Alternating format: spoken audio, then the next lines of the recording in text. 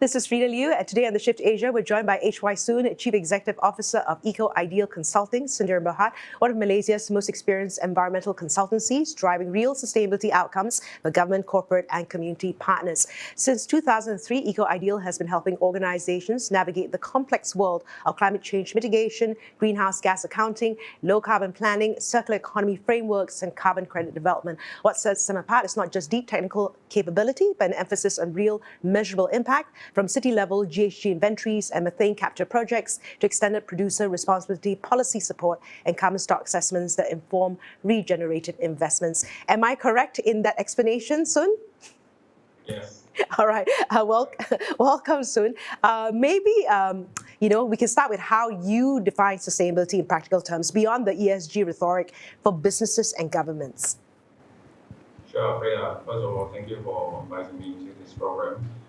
About sustainability, to me, just like I think to many people, is basically holding responsibility and taking actions to reduce your impact of your businesses, or in the sense of city, the urban development.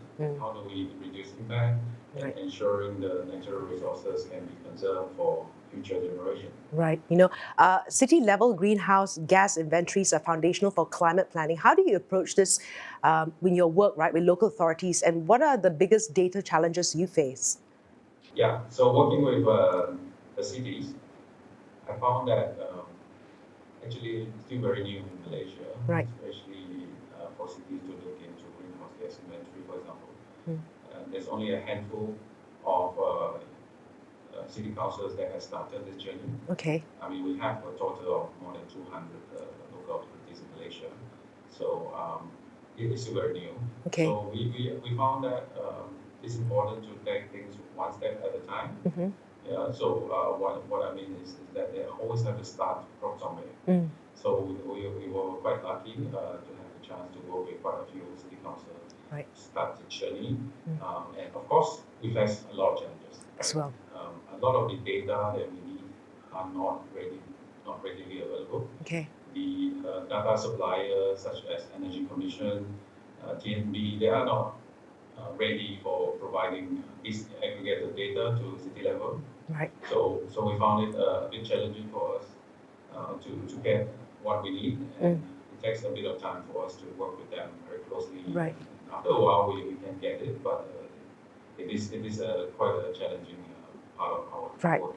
It's so interesting to know that there are over 200 councils. I wasn't aware in Malaysia, and of course, as you were saying, a handful. So there's still plenty of work to do, and I know that you do a lot of work in different areas as well. And I guess, so what lessons have emerged from your work with Suruhanjaya, Selayang, and other city councils in mapping emissions and planning low carbon pathways? And I guess these are the few that have gone on this bandwagon already. Yeah, I think what we experienced is that surprisingly, some of the councils, such as Suruhanjaya, Selayang, they do have very high level commitment to this initiative. It's not very often you get mayor and YDP, Young Dipertua, attending our focus group discussion, and giving directions on how they want to move forward to the carbon reduction and so on. So I think one of the key things that I found is that we do need to mobilize the top management commitment before things can move. So that's one of the things we have experienced. Right. It's always about leadership, right? And so you're talking about trying to collect all this information. How do you see climate data and baselines unlocking action, especially where policy ambition exists, but implementation lags? Yeah, that's a very good question. I think why baseline establishment is important is because it basically sets out where we are, for city, to know where they are in terms of the emissions. And I think just like anything else, nobody wants to report they have not progressed. Right. So that's why it's so important that this kind of reporting will inspire councils to do more. Without reporting, they will not be subjected to scrutiny and public opinions on what they're doing. So I feel that this kind of data-driven effort is very good in driving real actions. And of course, when it comes to real impactful implementation, it requires a coordinated approach, right? Because the councils do not have control on a lot of things, such as energy sources, the transport. So we do need, everyone to work together. Right, because if you don't have a baseline, you don't know where to improve, right? Because only what gets measured gets improved. 𝐶𝐈𝐴 also recently worked with the Ministry of the Environment, Japan, on solar panel and ELV recycling, right? What needs to happen for emerging waste streams to be managed in a circular way? It's very interesting that you're working with Japan as well. Yeah, I mean, we are actually very lucky to be able to work on this area, and we see it coming actually with government pushing for solar energy, electric vehicle, and so on. There's bound to be the consequences, and unfortunately, waste is one of them. So we call this emerging waste because it's still being generated. I think in a few years' time, you will see a lot of these solar panels and disposed batteries around. So it will require an emerging solution as well. So surprisingly, there are already some businesses set up, startups that are already managing and converting some of this waste back to resources. But I think if you ask me what needs to be there, the whole ecosystem needs to be set up. You need to have the right regulation, economic instruments to make it worthwhile for industries to invest further. Because all this treatment will require heavy investment and the right conditions to function well. Right. The other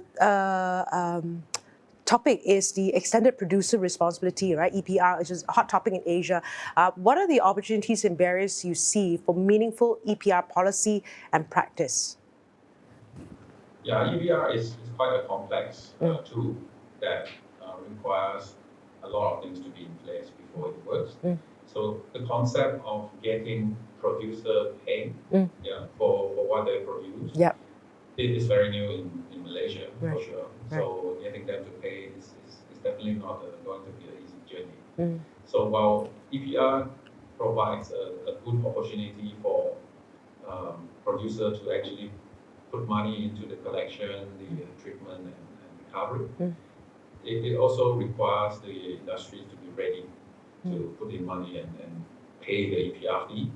And how this can happen, if you ask me, is the government needs to make it mandatory. Currently, in Malaysia, it's a voluntary system where companies like Nestle and Coca-Cola, they are not mandated by law required to subscribe to EPR. So therefore, I think in Malaysia, we all know business requires the regulations to comply before they will take necessary actions. While voluntary actions are usually yes, when it's voluntary, right? When it's the carrot as opposed to the stick, right? Anyway, you've also supported carbon credit development for EV charging infrastructures and methane capture from landfills. How do you see the voluntary carbon markets evolving in ASEAN? Just back to your earlier point, because it's voluntary. One word, slow. The carbon market has been developing slowly, but I think what is interesting to see is the governments in ASEAN countries are coming together. You probably heard about Singapore introducing the carbon tax already. They also allow some parts to be offset using carbon credits. That creates a market by itself. So in the countries like Malaysia, Indonesia, Thailand, they are trying now to follow some similar footsteps to have a price on the carbon before carbon credit market can be sort of becoming an active market. Currently, we are missing the driving force, basically. Well, it's coming, right? It's coming. So until then, but I think companies should be aware as well. And what are the risks of greenwashing when carbon credits become a mainstream business strategy, and how do consultancies like yours help ensure quality? Yeah, I get that a lot. Actually, a lot of people do not really understand what carbon credit is. So greenwashing will happen when the company or the corporate management do not believe in ESG or sustainability. So they will basically choose the cheapest way to get around it. That's where greenwashing might most likely happen. So as a consultant, we always like to advise our clients to be mindful about the real impact of projects they are going into. So when it comes to decarbonization, we always encourage companies to take a diversified approach, meaning don't rely on just carbon credit to offset their emissions, but also look into their internal operation reductions. You'd be surprised actually how much we can actually reduce internally. Even in my company, we have done it. Before, we think about using carbon credits. So there are certain rules to apply, and therefore consultants like us, we do have a role in advising companies to go the right way. What have you done in your company? Well, we are setting different projects every year. Just last year, we have reduced energy from our aircon by introducing some reflective mechanism to reduce the impact of the energy. We have also changed our lighting to LED, and all kinds of energy saving initiatives we have done in our company. You've got to start at home first before we can preach, right? One of the things as well is that mangrove restoration and reforestation projects are part of your portfolio. So why are nature-based solutions critical to climate strategies? Well, nature-based projects are interesting. They don't just solve climate change, right? They also have multiple benefits from doing it. And I think from our experience, companies embarking on nature-based projects, they also try to align with their other ESG strategies, such as social inclusion, improving biodiversity along the project, and also creating jobs for the local people in the area. So by doing nature-based, you can actually sort of kill many birds in one stone in a way. So I think that's one of the sort of attractiveness of this project. But also it's very difficult to find a good project. That's one of the challenges, to find the right site, right partner to go ahead with this kind of project. Where do you see the biggest gaps in policy or capacity in Malaysia and ASEAN when it comes to climate action, and how might they be bridged? So I think over the years, we can see the government of Malaysia, especially the government side, putting a lot of policy in place. We have a lot of roadmaps and strategies.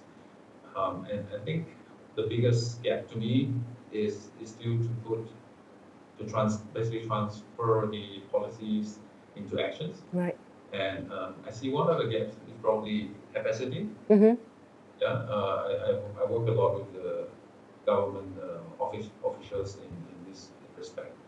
And I still see there's a gap in the knowledge and as well as the experience in implementing some of the policies. It's just something you said earlier on, which just got me thinking about solar panels. Like sometimes we have a solution to solve a problem, but that could be a problem down the road as well, right? Batteries and solar panels. If we don't think about end to end, what happens to that as well? And maybe we don't have an answer yet, but how do you build a culture of action where sustainability isn't a report, but a business driver? Yeah, I mean, if you follow some of my posting in LinkedIn, for example, I always believe in action rather than talking, because action is where it matters to me, right? So in the ESG sphere, I think people just need to start putting money into it, putting effort into doing things, even small things. Small things. Any action is better than no action. Yeah, that's what I believe. If everyone does something, you imagine the accumulative impact of the overall impact. Now you've been doing this business since 2003. Right now, if you could enact one policy tomorrow that would accelerate. Wait, let me do that question again. If you could enact one policy tomorrow that would accelerate Malaysia's climate transition, what would it be? If you were the minister. I'll put a price to carbon. Oh, that would be the first thing. Yeah, I think the government has has an intention to do that, as probably announced already by the government, to perhaps put a tax or even introduce emission trading scheme and so on. That has to come. Okay. And I think the sort of climate change law is currently being investigated and drafted. But yeah, it has to be a bit faster. Right. It's Okay. a bit slow right now. We need to act on it soon. Is there anything else you'd like to add soon that I haven't that I haven't asked you? Yeah, I think what we realized over like our 23 years of experience, right, is that actually companies should start thinking sustainability in a different way.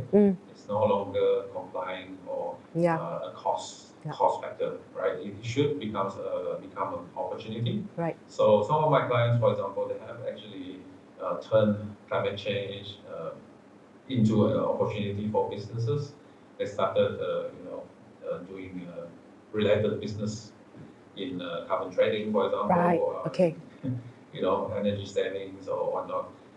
So I think that will be one way to look at it from a company's perspective. Right. Yeah. You can actually benefit from it rather than just have to pay for it. Right. It could be a new revenue source, as you were saying, right? If you look at it as sustainability as an innovation tool, then you can actually look at opportunities within that. Thank you so much for your time, Soon, and for sharing some of the things that you've been working with. And of course, everyone, you've been watching The Shift Asia.